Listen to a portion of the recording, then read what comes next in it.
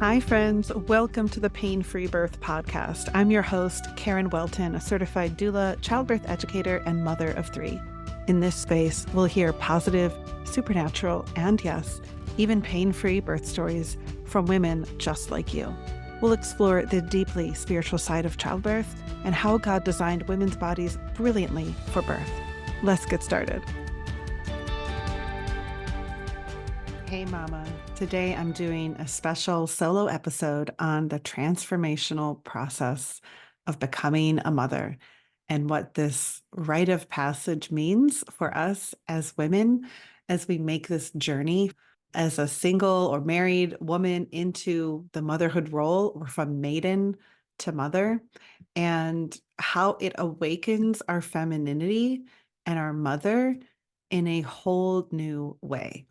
With Mother's Day coming up around the corner, I felt like I needed to do just a little check-in and really just share the heart behind pain-free birth and the heart behind why I do what I do. And in many ways, it's all about mothers. It's about supporting women through this journey that is in many ways scary and unknown and confusing and exhausting.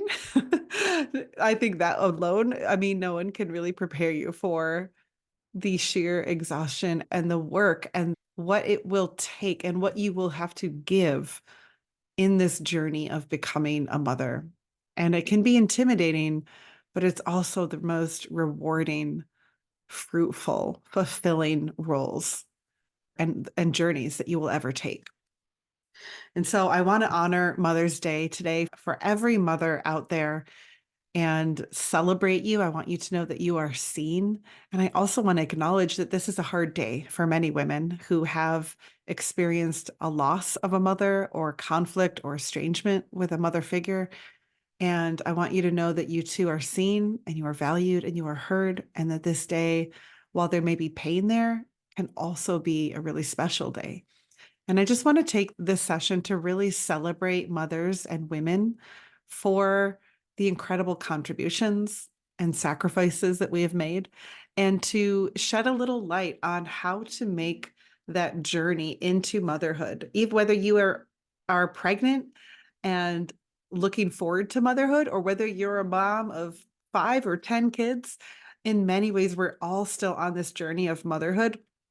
And I wanted to just kind of share a little bit, some thoughts on that, on what that transition does to us on the inside. It really is like we're just, in many ways, it can feel like we're being wrung out, like we're going from the inside out, and it takes so much of us. It's probably one of the most demanding jobs that exist on the planet. I think I've heard people quoted as saying like it takes like it's like you're doing 5 jobs full time, and it's like breastfeeding is like 10,000 hours, or I don't have the statistics, but I'm sure you've heard those kind of quotes about the demands that a mother takes, and to replace a mother you'd need 5 or 6 people to replace her, whether transportation and meal chef and education and housekeeping and all of the roles that mothers wear. It is just so all encompassing. And so in many ways, it is an initiation. It's a sacred rite of passage. And we don't treat it like that in this culture. In this culture, motherhood is diminished, and it's also highly judged. And I think that there's just so much judgment we have as mothers, mostly toward ourselves, that it can be really hard to not be hard on ourselves and the job we're doing. And really, I think in the birth process, you have this like death to self that's happening. It's like there's a death and there's a rebirth. There's a birth of a child and there's a birth of a mother. And it's this beautiful picture of going through the depths of labor that, even when it's pain-free, truly requires complete and total surrender. And so even as I share about the ecstasy of birth and the joy and the euphoria and the pain-free aspects of it, in many ways, it's hard to get those benefits if you're holding on to control, if you're trying to stay in some semblance of control and composure. And what birth really does to us is to prepare us for motherhood. And in order to do that, we go through the fire. The ring of fire, literally, physically, we can feel that when the baby's crowning, but we also go through this fire that requires a surrender. And in many ways, it's also the death of our maiden, the maiden archetype that is living for herself, that is, just free flowing and fun and innocent and naive. And as much as I love my maiden now, there's a part of her that dies. There's a part of her that kind of steps back and the mother is born. And that transition from the maiden archetype to the mother archetype is so sacred and profound. And the birth experience really initiates that for many women. And it's an experience that I just want to say is one that we can numb out. And I don't just mean numb out with drugs or getting epidurals, but numb out and disassociate from. Numb out and try to avoid the pain, avoid the hard work, avoid the heartache of motherhood. And there is a heartache. There is a depth to this journey that requires your all. And so I feel just like this sense of awe and wonder and reverence for women who go through this journey that is hard to even articulate with words. But I wanted to share about this and to honor this process and to perhaps invoke a little bit of awe and wonder in you, whether you're going through this journey now, you're preparing to go through this journey, or you've been through this journey many times, or you're possibly supporting someone who's going through this journey. Because we all have mothers in our lives. We've all been born by a mother.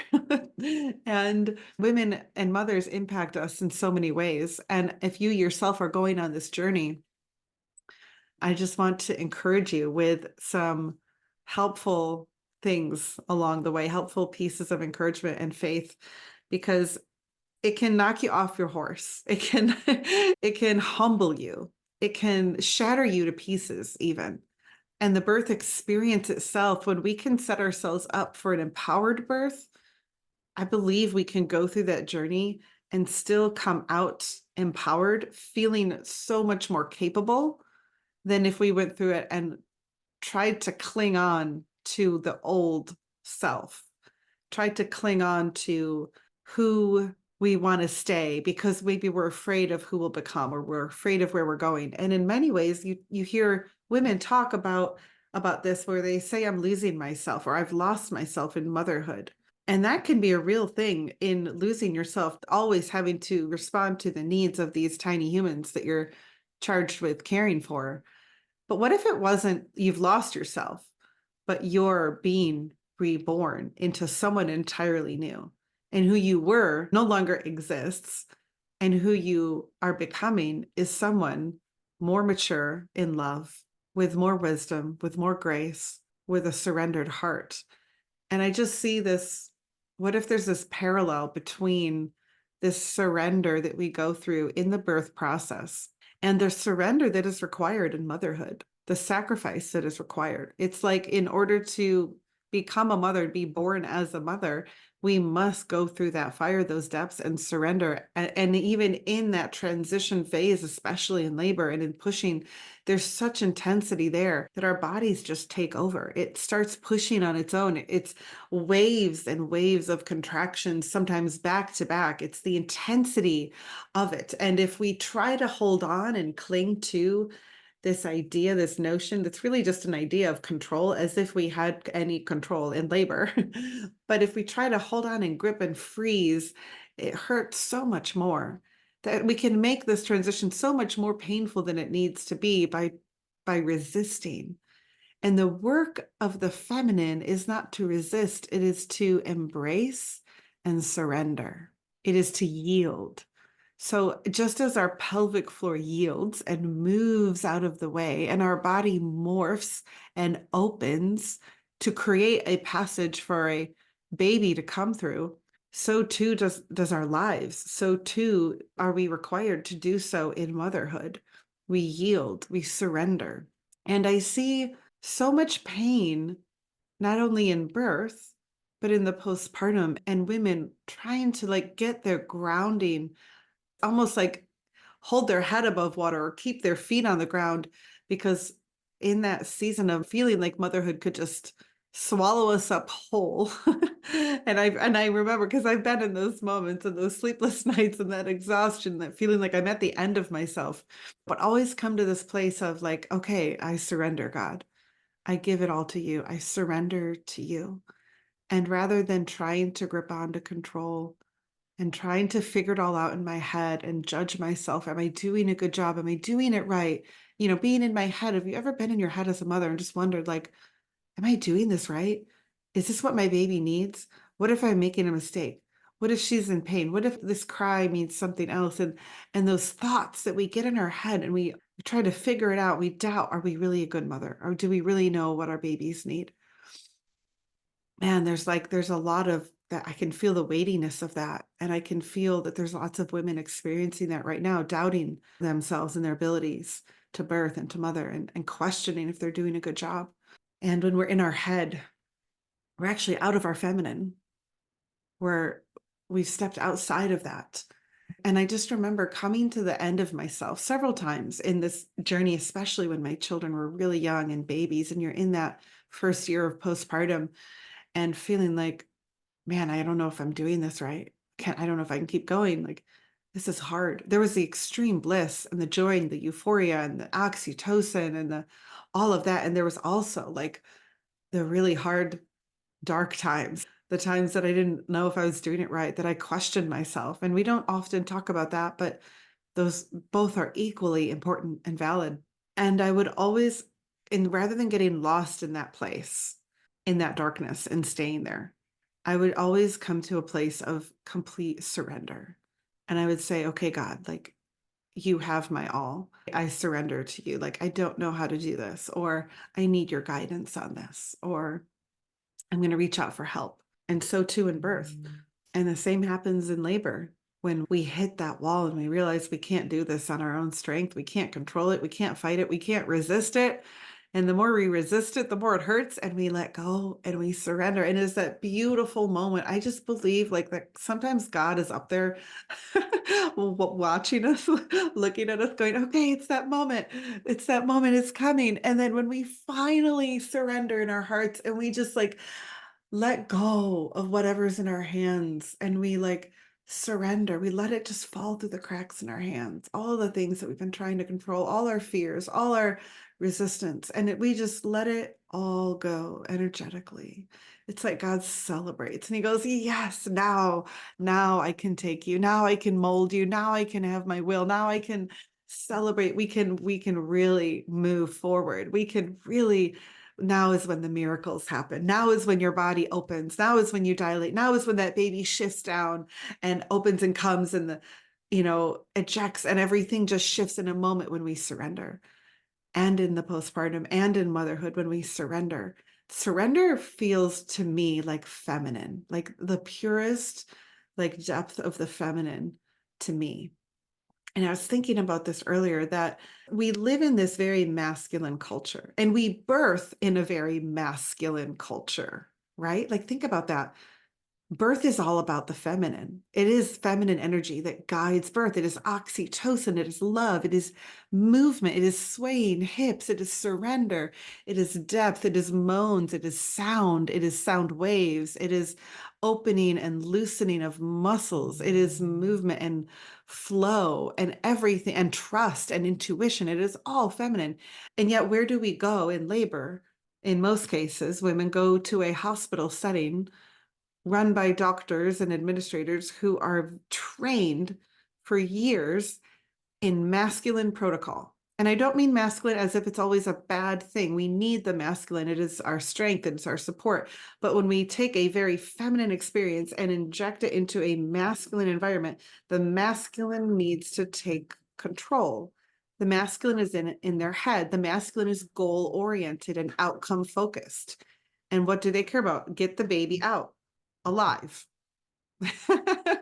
That's basically the main goal. Get the baby out alive and healthy and without any damage.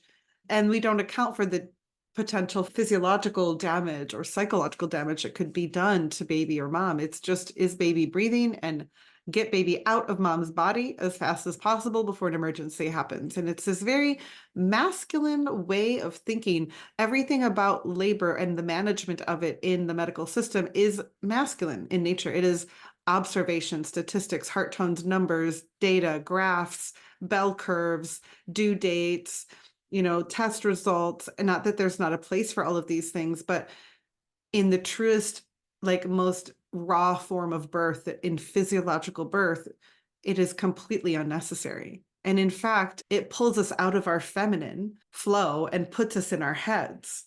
And then what happens when you go into motherhood and we're in postpartum and our hormones haven't quite balanced yet because maybe we didn't get that peak high release of oxytocin in labor in order to have a baseline in postpartum in order to balance our hormones in postpartum.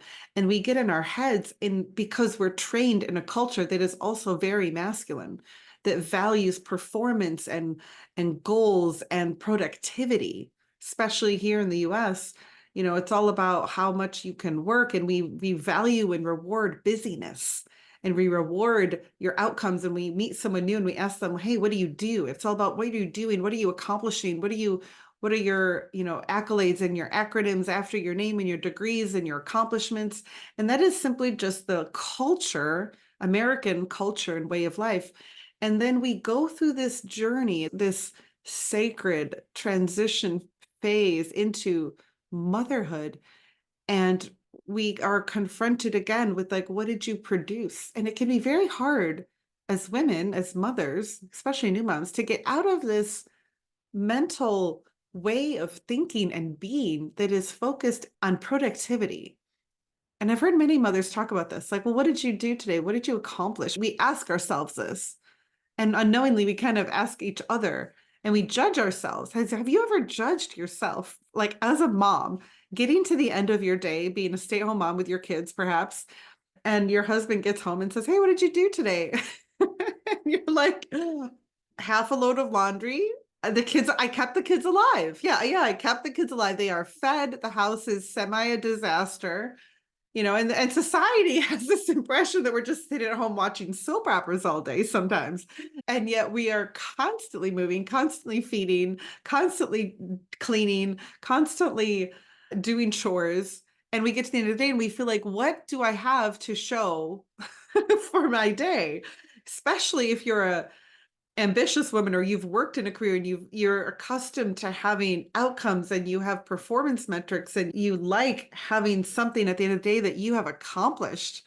And then motherhood can hit us like a freight truck when we get to the end of the day and all we did was wipe butts and clean up puke, and we're covered in spit up, and the laundry's not even done, and the dinner's barely made, and we're reheating frozen pizza and chicken nuggets for dinner. Like, has anyone else been there? It can be a massive reality shift, massive, quantum shift in identity. And motherhood requires this whole new way of being. And if we're not careful, we'll judge ourselves for not being more masculine and not being more productive. And yet this season has nothing to do with that. In fact, it'll kill your joy. It'll completely kill your joy in motherhood and in the postpartum if you are judging yourself based on masculine societal standards of production and output and goals and time management and all of those things. And in many ways, it is a shift and a surrender to the feminine that is the mother and the nurturer. And the mother simply has value because of who she is, because of how she is, because she is there to nurture and cherish and love these tiny humans to life. And it really doesn't matter at the end of the day whether the laundry is done. I mean, you guys know that, right? But sometimes we need to hear it. We need to be reminded. But what matters is that we're present with ourselves, first of all, that we're witnessing ourselves in our transformation, that we're giving ourselves some grace in that transformation journey, even when those around us might not understand. Maybe our partners don't understand what we're doing all day, and society is looking at you like, oh, what is she accomplishing? Oh, now she has a 10-year gap on her resume. Poor her. And you know what? Most of the time, this is just our own heads.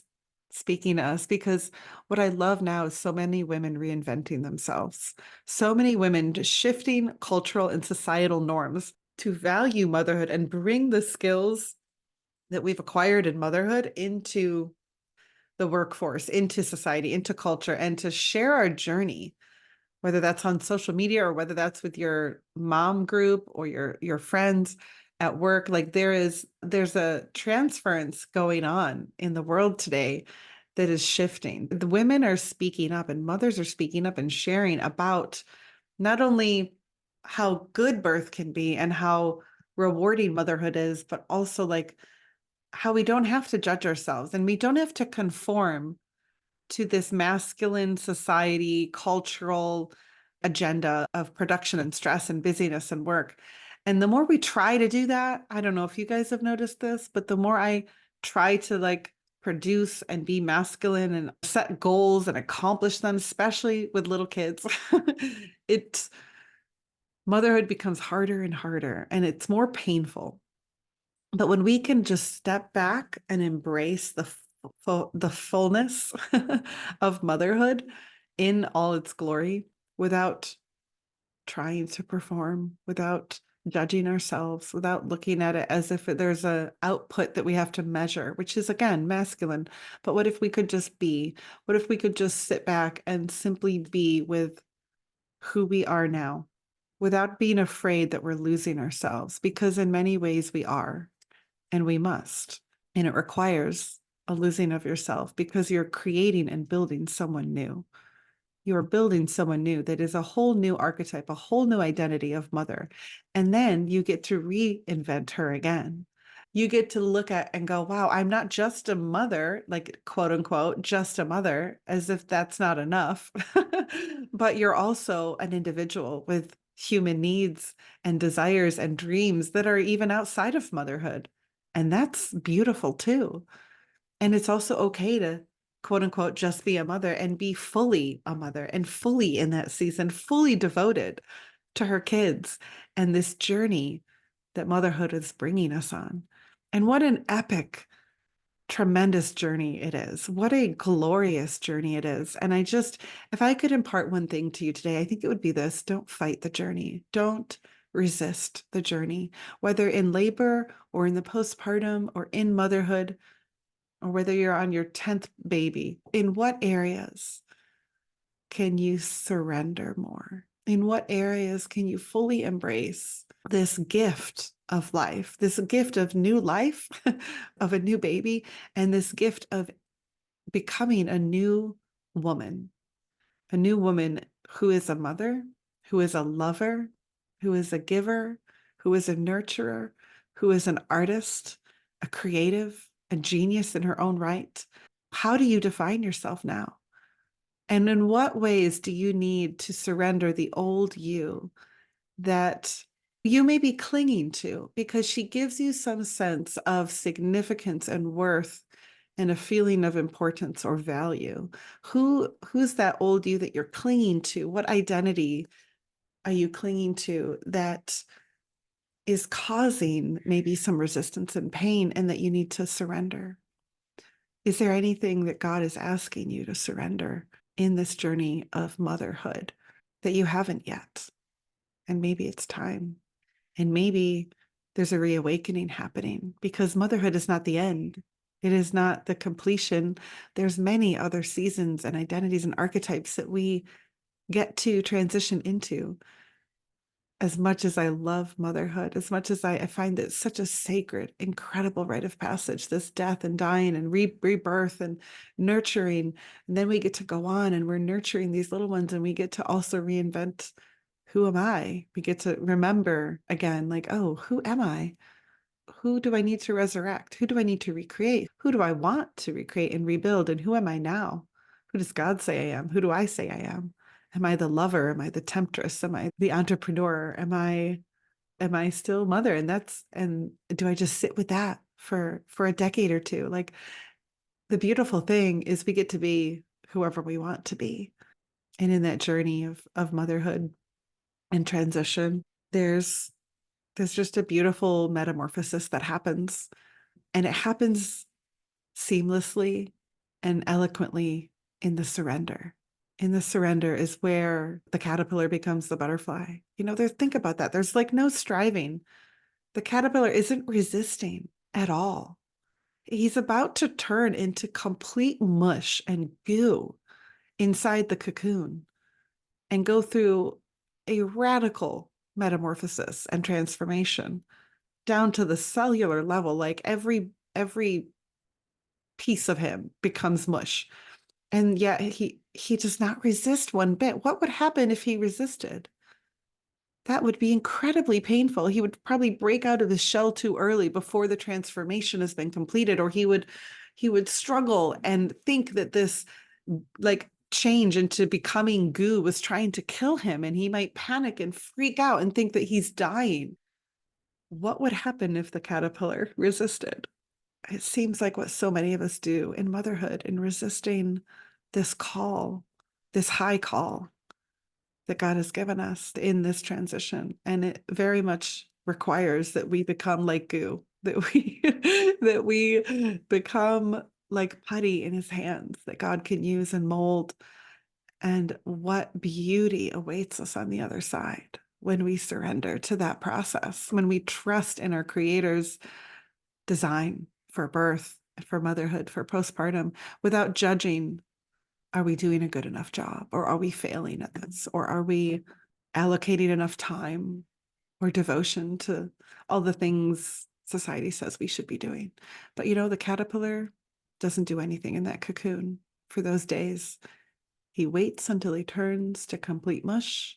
And then by some miracle, he grows wings and reforms into a beautiful butterfly. And by that same token, we get to spread our wings. We go through the birth and the postpartum and the journey that requires complete surrender.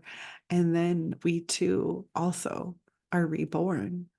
And we get to paint the colors on our new wings. Imagine that. Like, what if we got to paint the new colors? What if we got to decide and lean into the design? What is it that God has for me now? What is it that I'm to look at? Where can I find the beauty in this season that I'm in right now?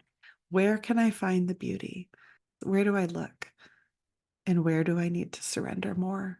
And I just find that this journey into motherhood is such a sacred one and such a beautiful one when we do it with others and we understand what's really going on, what God is really doing in our hearts. And we stop resisting and we stop judging ourselves for not being more masculine when all we need to be is the most feminine, motherly, loving person to these little children. I saw this quote on Instagram and it just took my breath away. It said, "Don't forget that you are your child's experience of childhood." And I thought, wow, what an epic responsibility. I am crafting my child's childhood right now. And so much of it, they look to me for that I am creating that reality for them. And we get to create their childhood. And don't we want to be present for that? Don't we want to be fully in the moment and in the mother that we are?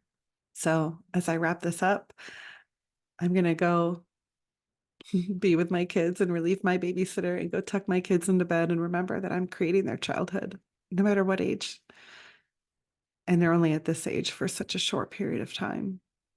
So whatever stage you're at, mom, whether you're trying to get pregnant or whether you're pregnant now, awaiting this transformation, preparing your heart for it, or whether you're in the thick of the postpartum, sleepless nights, covered in spit up and wiping butts all day, or you're struggling and chasing after toddlers all day long, or have multiple kids at home and you're at your wits' end, maybe you feel lonely and alone in this world. And like, I don't know if anyone else is struggling like me, and I'm just doing a horrible job, and I don't know if I can go on. I don't know how to keep going, or I don't think I'm doing a good job. I just want you to know I see you. I see you. I see you. And you're not alone. And you're doing an amazing job.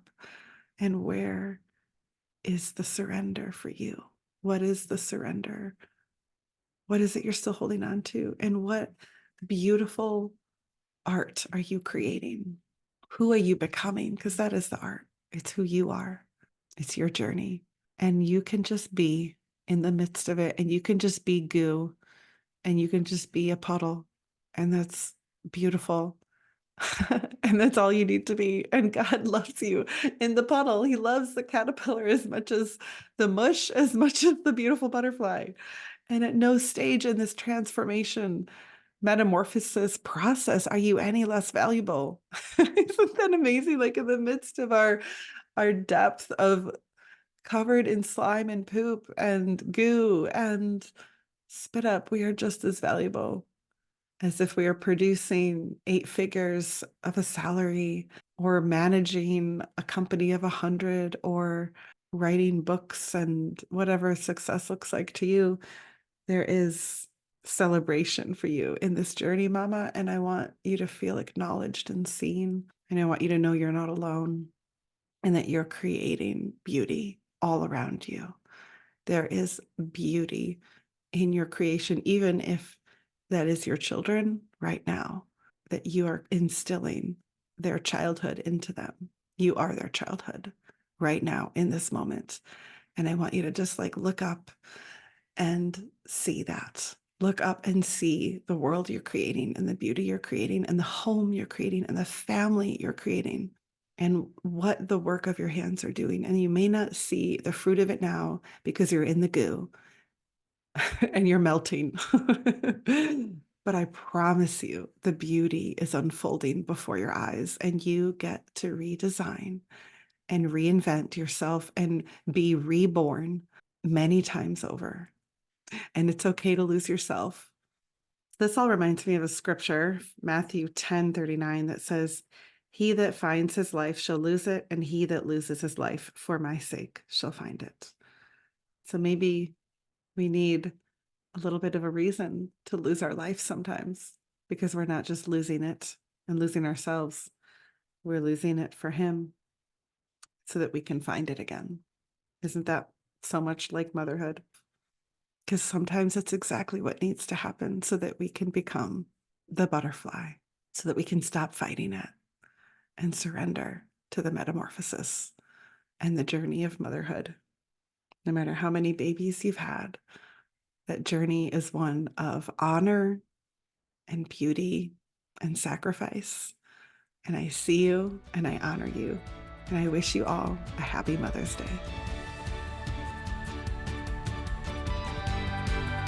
Thank you for listening to this episode of the Pain-Free Birth podcast. If you were encouraged, it would mean so much if you left us a 5-star review and shared this with your community. I'd love to connect with you on Instagram at Pain-Free Birth. And to learn more about the Pain-Free Birth e-course, free resources, private coaching, and upcoming events, find out more at painfreebirth.com. See you next week.